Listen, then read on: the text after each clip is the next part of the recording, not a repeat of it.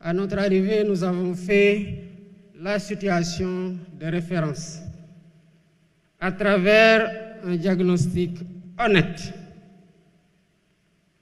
D'abord, par un audit de l'Inspection générale des finances publiques, comme nous l'impose la loi 2012-22 portant Code de transparence dans les finances publiques.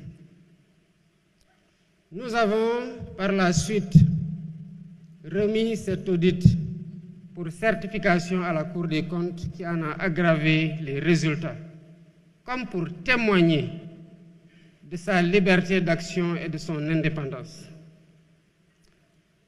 Nous ne nous sommes pas arrêtés à ça. Nous avons commandité un audit externe par un cabinet avec une signature internationale, à savoir le cabinet Forvis Mazars. Nous avons fait tout ça pour que les Sénégalais comprennent, comme nous aussi nous l'avions compris, l'envergure et la gravité de l'héritage qu'il faut balancer avec l'espoir qui a accompagné notre élection. Mais la finalité n'a jamais été de vous dire voilà où en était le pays. Parce que justement, c'est parce que ça ne marchait pas que vous avez décidé de changer d'équipe.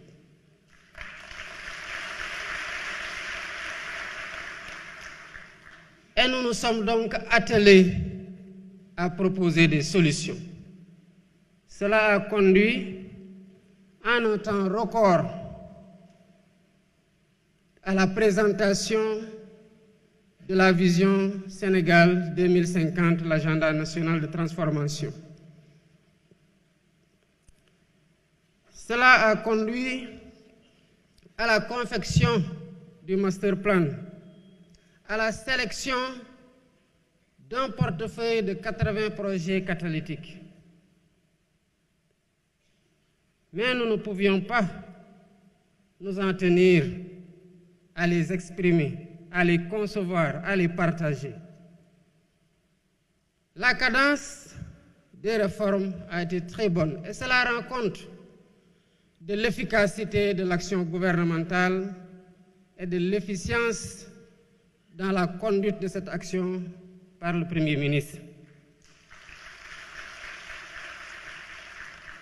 Pourquoi nous avons fait le choix de la vérité? Parce que nous savons que vous avez élu des hommes véridiques pour les avoir éprouvés.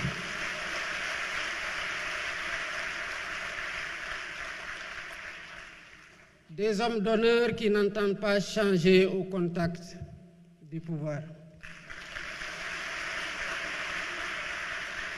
Nous avons fait le choix de la vérité parce que nous avons du respect pour vous, peuple sénégalais. Nous avons fait le choix de la vérité parce que nous voulons imposer à nos interlocuteurs le respect qu'ils nous doivent, en leur donnant le respect que nous nous devons. Et cela ne se fait que dans la vérité. Mais nous avons aussi fait le choix de la vérité pour corriger les anomalies et nous assurer que plus jamais cela ne puisse se reproduire.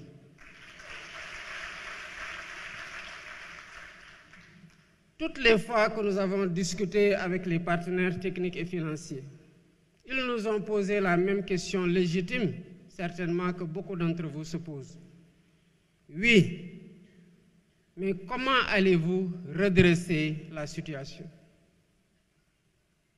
Il fallait justement un plan pour redresser la situation. Et c'est là toute la pertinence du plan de redressement que le Premier ministre a conçu et a présenté.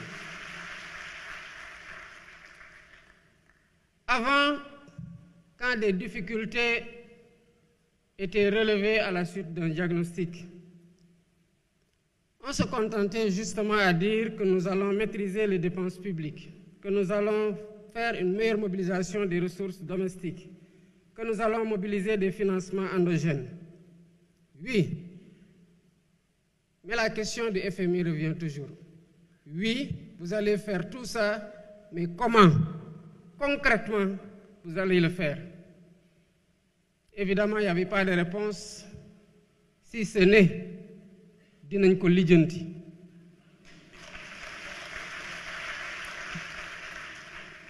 Lijjanti boobu moo waral la dette cachée.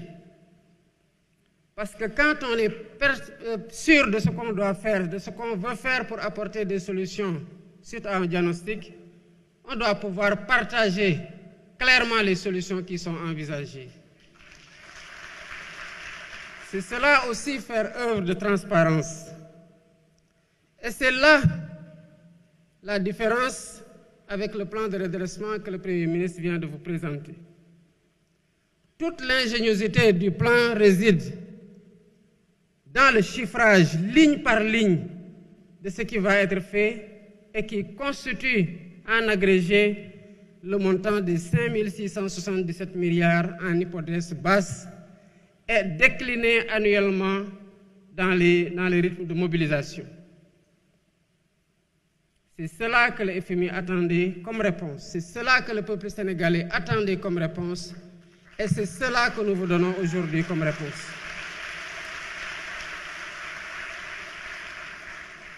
Le Premier ministre l'a dit à juste titre. Le redressement a commencé avant ma prestation de serment. Quand lors de ma visite au Palais de la République, m'entretenant avec mon prédécesseur, je lui ai dit que j'ai appris que vous êtes sur le point de signer une convention, une concession sur les chantiers navals de Dakar qui n'a pas été négociée dans les meilleurs termes. Évidemment, il s'en est défendu, mais je lui ai demandé de stopper.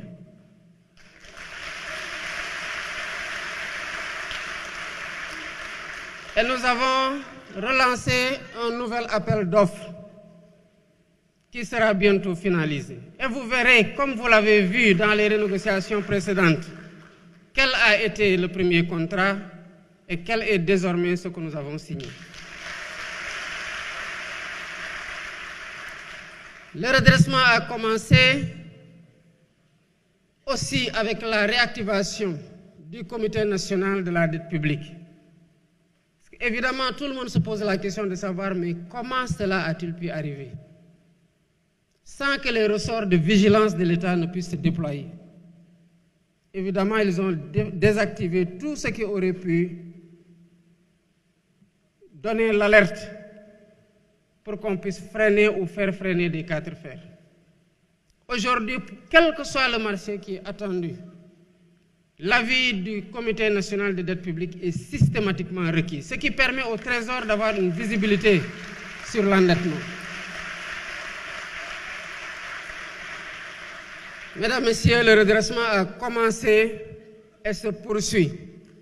Cette semaine, j'ai convoqué une session extraordinaire de l'Assemblée nationale pour le vote de 4 lois sur la transparence.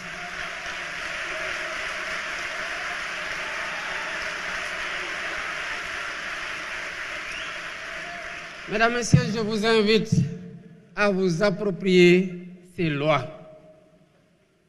Ça fait une année que nous travaillons sur ces lois pour nous assurer d'avoir le meilleur dispositif de lutte contre la corruption et de promotion de la bonne gouvernance.